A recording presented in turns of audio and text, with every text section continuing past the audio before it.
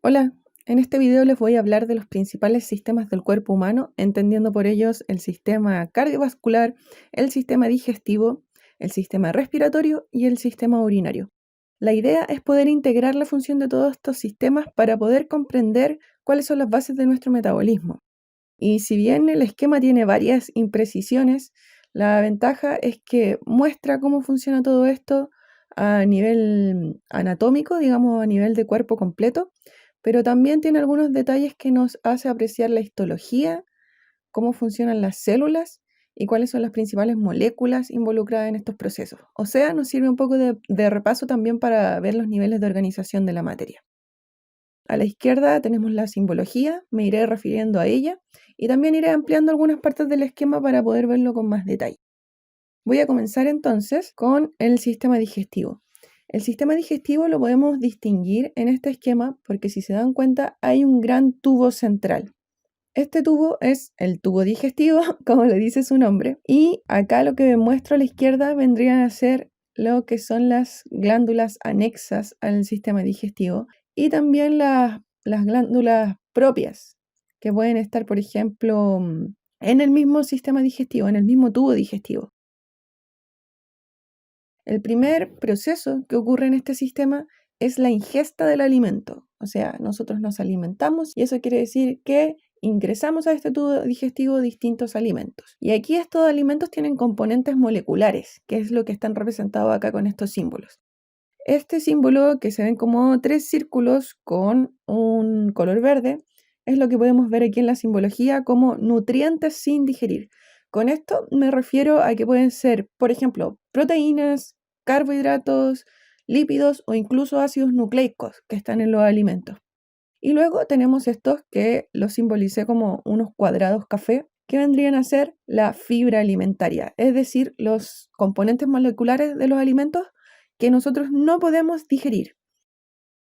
Estos dos tipos de moléculas ingresan a nuestro sistema digestivo y empiezan a avanzar por este tubo, avanzan por lo que sería el esófago, el estómago, pasando por el intestino finalmente.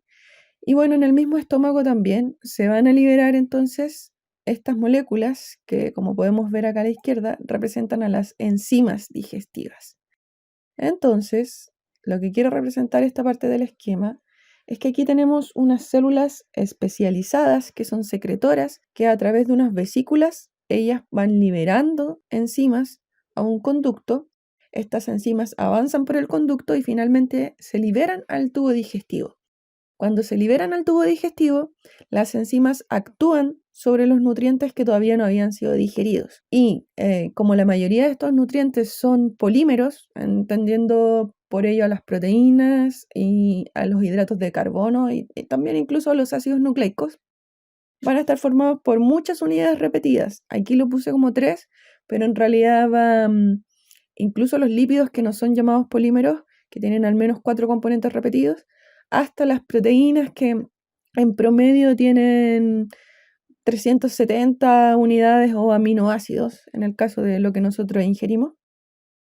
Y lo que va a pasar entonces es que estas enzimas van a poder digerir los alimentos, van a poder cortarlos en sus componentes más esenciales. En el caso de que fueran polímeros, va a poder separar los monómeros. No necesariamente en un paso, como se muestra aquí, pueden ser en 2 pasos o incluso en 3 pasos para llegar a los monómeros, pero finalmente vamos a llegar a estas moléculas más sencillas, más pequeñas. Estas moléculas van a poder seguir avanzando por el tubo digestivo y aquí podemos darnos cuenta que las enzimas digestivas no causan ningún efecto en las fibras, porque realmente las enzimas no tienen la capacidad de poder romper los enlaces que están uniendo a los componentes más pequeños de estas moléculas. Por lo tanto, siguen siendo moléculas grandes y complejas y que siguen avanzando por el tubo digestivo. En el caso contrario, el de los nutrientes que sí fueron digeridos, ellos ya van a tener un tamaño pequeño, por lo cual van a poder ser transportados al interior de las células del intestino delgado. Y fíjense aquí, hay algo interesante que traté de representar, que es que al principio del tubo digestivo, lo que vemos acá arriba, las paredes del tubo están formadas por células que no tienen ninguna particularidad especial en su superficie. Digámoslo así, que son planas. Una imprecisión aquí es que en realidad las células del principio del tubo digestivo no tienen esta forma cilíndrica, pero lo hice para que se pudiera reconocer como un verdadero tubo esto. Son más bien tejidos con varias capas, pero sí en el intestino vamos a encontrar esta capa simple de células cilíndricas, pero que tienen una forma especial. ¿Qué es lo que sucede? Ellas en su superficie tienen microvellosidades, es decir, tienen pliegues que permiten aumentar la superficie de contacto y por lo tanto permiten que se absorban más nutrientes de los que se podrían absorber si fueran planas. También en esta cara que da hacia el lumen del tubo digestivo, estas células tienen distintos transportadores, o sea, proteínas de membrana, que van a permitir que los nutrientes que ya están en su forma sencilla y pequeña puedan ingresar a estas y luego también van a tener transportadores aquí, en esta parte del tubo, que van a permitir que los nutrientes salgan. Estos nutrientes finalmente van a ser incorporados a los vasos sanguíneos, que es lo que se muestra acá, que son parte del sistema cardiovascular. Una vez que los nutrientes ingresan al sistema cardiovascular, van a seguir el flujo sanguíneo, que es lo que se representa con esta flecha roja, van a avanzar y van a llegar finalmente a lo que se trata de representar aquí, que es el corazón. El corazón está formado, ¿cierto?, por células musculares que se van a contraer y esto va a permitir que se bombee la sangre y siga fluyendo y circulando a través de los vasos sanguíneos. Aquí lo que traté de representar son las válvulas cardíacas que, si se fijan, están dispuestas de tal forma que permiten el flujo de sangre solo en una dirección. O sea, si la sangre fluye hacia acá, en este caso hacia arriba, la válvula se lo va a permitir, ¿ya? Porque esta parte se puede abrir con la presión de la sangre. Y luego cuando esté aquí, va a ser difícil que se pueda devolver la sangre, porque tendría que toda esta válvula invertirse en la dirección contraria para poder pasar la sangre. Por eso es que es una válvula y se le llama así. Luego para acá, entonces, cuando estas células se contraen, impulsan la sangre para que salga del corazón. Y así la mantienen circulando y circulando y circulando. Ok, ¿qué pasa con la fibra que no se pudo digerir? Como es tan grande, no va a poder atravesar por las células de la pared del tubo digestivo. Por lo tanto, va a seguir de largo hacia el intestino grueso. Acá en el intestino grueso nosotros tenemos lo que es la microbiota intestinal, es decir, que tenemos un montón de microorganismos, principalmente bacterias, que van a estar habitando en este lugar y ellas pueden aprovechar algunos de estos tipos de fibras, los que conocemos como las fibras solubles, y van a poder digerirlos parcialmente y así aprovecharnos nosotros para poder absorber lo que nos falte. Y si no, si ellos no pueden digerirlo, entonces va a seguir de largo. Sea como sea, todos los alimentos que nosotros no podamos digerir, más un conjunto de las bacterias que estén aquí en el intestino, van a ser excretadas en forma de heces, que es lo que se trata de representar aquí. Esto sale del cuerpo porque no lo pudimos digerir y no lo pudimos absorber. Continuemos. Esto trata de representar el sistema respiratorio. En este caso tendríamos las vías respiratorias, que son los conductos que permiten que ingrese el aire al organismo, y luego todos estos conductos se ramifican y terminan en estos sacos alveolares, que están formados también por unas células muy, muy planitas, similares a las células planas que están en la superficie de los vasos sanguíneos, de los capilares por sobre todo. ¿Y cuáles son las moléculas que van a ingresar acá? Bueno, tenemos el oxígeno molecular, que está representado con esta esfera roja, que es el que ingresa en la respiración, y cuando llega a los alveolos, este oxígeno puede traspasar las células de la pared del alveolo, puede traspasar también las células endoteliales, o sea, de la pared del vaso sanguíneo, y pueden llegar directamente a la sangre, precisamente al glóbulo rojo o eritrocito, que tiene en su interior cientos de moléculas llamadas hemoglobina. Aquí puse solamente una, esa molécula cuadrada es la hemoglobina, y esta molécula tiene la función de poder unir el oxígeno, no es 1 a 1 como sale aquí, realmente una hemoglobina puede unir 4 moléculas de oxígeno, pero la idea es que esta hemoglobina está dentro de los glóbulos rojos y por lo tanto el oxígeno se va a transportar dentro también de los glóbulos rojos. Luego, como la sangre fluye, los glóbulos rojos van a fluir con ella y el oxígeno va a ser transportado dentro de estos glóbulos rojos. Mientras estos glóbulos rojos van avanzando, también van liberando oxígeno a los distintos tejidos que están al lado. Finalmente, los tejidos, cuando reciban el oxígeno, luego de hacer un montón de reacciones metabólicas, van a liberar este que está acá, que es el dióxido de carbono, que también puede atravesar tanto la pared del vaso sanguíneo como la alveolar, para luego ser desechado a través de la expiración. Estos dos gases pueden atravesar fácilmente aquí estas paredes, primero porque son pequeños, son apolares, por lo tanto pueden pasar libremente la membrana plasmática, y además tenemos que recordar que acá el sistema respiratorio está acompañado de un montón de músculos asociados que van a hacer cambios de presión. Entonces, por ejemplo, cuando el diafragma se contrae, aumenta el volumen de la caja torácica y eso hace que se haga como una presión negativa que obliga que el aire entre. Entonces todo el oxígeno es forzado a entrar y con esa misma inercia puede atravesar todas las paredes y llegar directamente a la sangre. Y lo contrario, cuando el diafragma se relaja, ya no puede mantener la caja torácica expandida, por lo tanto todo el aire que estaba adentro va a salir naturalmente. Ok, entonces los glóbulos rojos llevan el oxígeno a través de la hemoglobina. Vamos a repasar rápidamente lo que sucede a nivel celular. Esto que está dibujado acá representa un conjunto de células. Podrían ser células de cualquier parte del cuerpo, por ejemplo, células del cerebro, células del hígado, células de la misma piel, etcétera, etcétera, etcétera. Pero aquí queremos representar lo que pasa al interior de cada una de nuestras células. Todas las células reciben el oxígeno. También todas las células reciben los nutrientes que estaban en la circulación gracias al sistema digestivo y utilizan estas moléculas dentro de su metabolismo celular.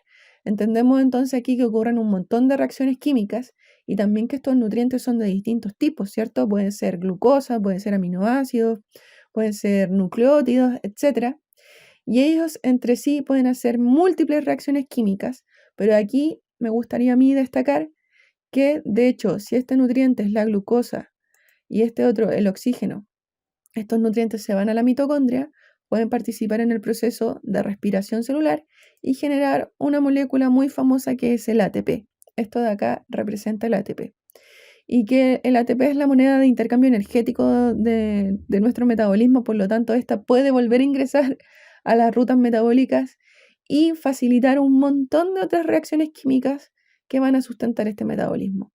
Otro tipo de reacción química que me gustaría destacar es que estos mismos nutrientes que nosotros tuvimos que procesarlos para poder digerirlos y descomponerlo en estas unidades más pequeñas para poder absorberlos, los vamos a volver a unir una vez que estén dentro de las células.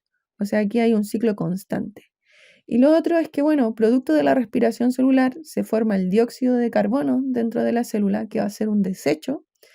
Y también, por ejemplo, por resultado del mismo metabolismo, en el caso de que, no sé, las proteínas tengan que ser transformadas o más bien dicho, los aminoácidos tengan que ser transformados en glucosa para ingresar, por ejemplo, a la respiración celular, van a haber algunos residuos que nosotros no vamos a aprovechar de vuelta en el metabolismo.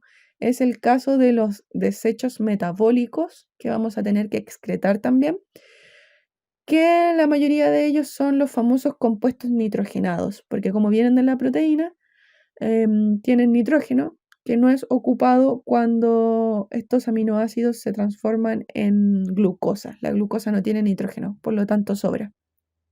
Estos compuestos nitrogenados que pueden ser, por ejemplo, el amoníaco, la urea, la creatinina, el ácido úrico, van a tener que ser excretados, por lo tanto, van a ser liberados a la sangre. En resumen, entonces, tenemos los nutrientes que vienen producto de la digestión y la absorción de los alimentos y el oxígeno, que viene producto del intercambio gaseoso por el sistema respiratorio, ingresan a la célula y siguen un montón de rutas metabólicas, donde una destacable es la respiración celular, que da como producto el ATP y el dióxido de carbono. El ATP vuelve a distintas rutas metabólicas donde va a ser aprovechado y reciclado una y otra vez. En cambio, el dióxido de carbono tiene que ser expulsado y excretado del organismo. Ya vamos a ver otra vez cómo. Y también dentro de las rutas metabólicas tenemos las de anabolismo, o sea, las que van a tomar estos nutrientes que eran sencillos molecularmente y van a volver a formar moléculas más complejas. Y también cuando ciertos nutrientes se transforman de un tipo a otro, vamos a encontrar estos desechos metabólicos, principalmente los compuestos nitrogenados, que también van a tener que ser excretados. ¿Cómo son excretados? Estos desechos metabólicos van a llegar a la circulación y van a recorrer todo el cuerpo otra vez, van a estar en la sangre, pero como no los vamos a ocupar, corremos el riesgo de que se puedan acumular en nuestra sangre.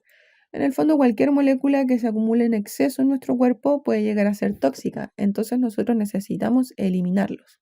¿Cómo los eliminamos? Cuando llegamos al sistema urinario, que es lo que trato de representar aquí, específicamente trato de representar en esta parte el glomérulo que está en los riñones. La sangre viene con desechos metabólicos y viene a gran presión.